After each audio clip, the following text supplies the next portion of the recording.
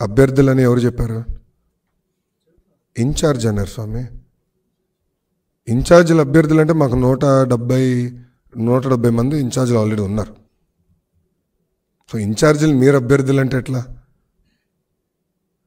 ఇంకో మాట అడుగుతున్నా, ఇప్పుడు ఒకటి ఇంట్లో చెత్త ఉందండి, ఇప్పుడు నా ఇంట్లో చెత్త ఉంది, ఆ చెత్త తీసుకుని వేరే ఇంటి మా పక్కనోడి ఇంటి ముందు వేస్తే అది బంగారం అవుదు కదా స్వామి.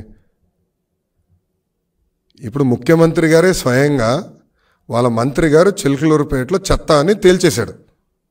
మంత్రి గారే చెత్త అన్నాడు, అంతే కదా అని అర్థం.